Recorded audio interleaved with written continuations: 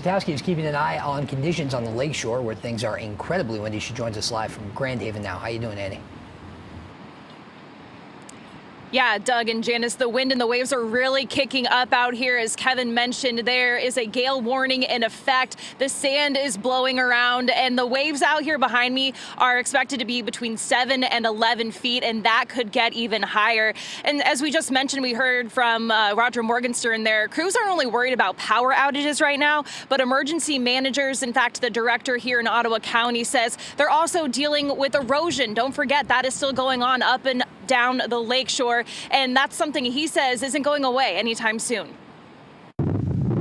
A blustery day on Lake Michigan Monday, handing emergency managers another thing to deal with in the midst of a pandemic. Over the last month, we've really been focused on our COVID-19 response, but the lakeshore definitely hasn't taken a break by any means. Nick Bonstall, the emergency management director for Ottawa County, says on a day like this, erosion isn't their only worry. You got erosion, flooding, and power outages all coming from one single event. Bonstall says an event like this can cause some serious damage. Let's say you're on the receiving end of the 15 feet waves, and that wind is coming directly at your property, and you already have unstable bluff and no protection. There's no doubt that you could lose 10 to 20 feet of property. Emergency management departments and all of their workers are considered essential under the governor's stay-at-home order.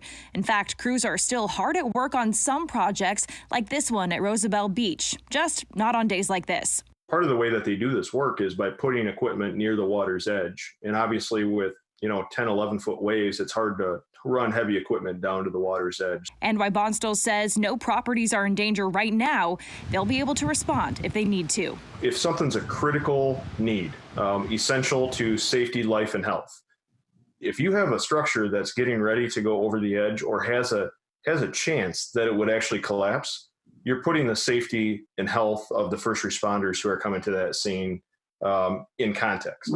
So to us, that would be a high priority issue that we would definitely give the okay to go ahead and do the work for sure. Yeah, now Bonstall says as soon as this storm is over, crews will be able to get back out there and work on their projects.